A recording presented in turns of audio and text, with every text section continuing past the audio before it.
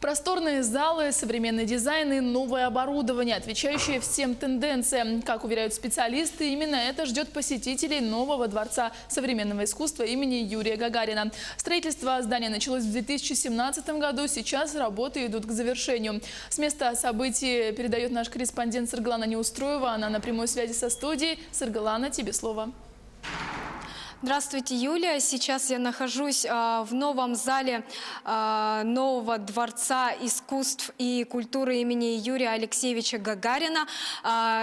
Здесь площадь около 400 квадратных метров. И, как утверждает окружная администрация города Якутска, именно здесь будет размещен наш музей музей аэропорта, который сейчас находится в аэропорту города Якутска, музей авиации.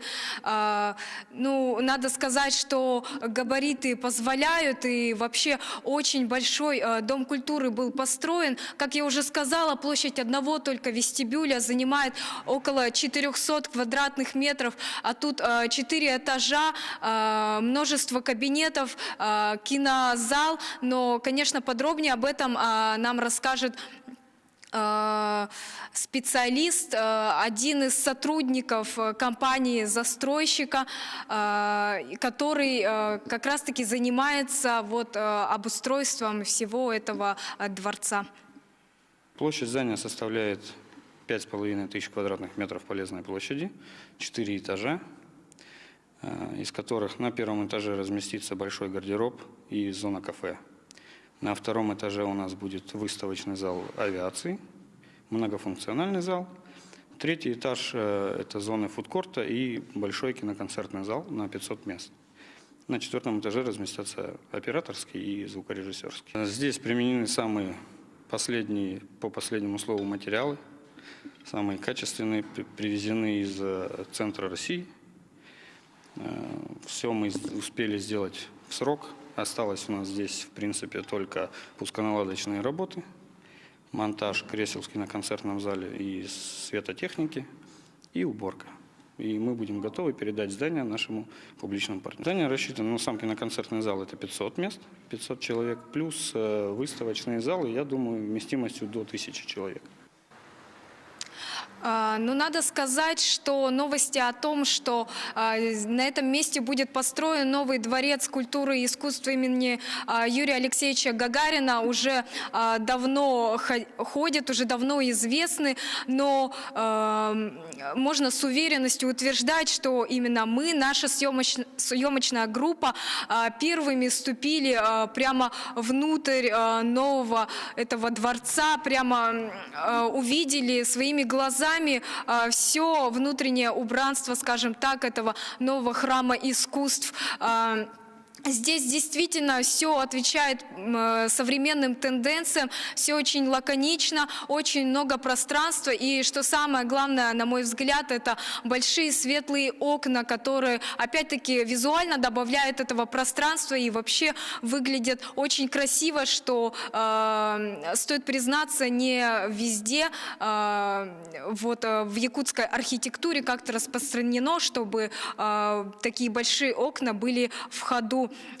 Также постамент Юрия Гагарина, который находился у старого здания, все еще здесь. Его никуда убирать не собираются. Это исторический памятник, и ничего с ним сделать не могут. Но, как обещали застройщики, они хотят облагородить близлежащую территорию у этого памятника, соорудить постамент для возложения цветов и как бы подготовить это место для того, чтобы ими пользовались и будущие потомки наследия нашей республики.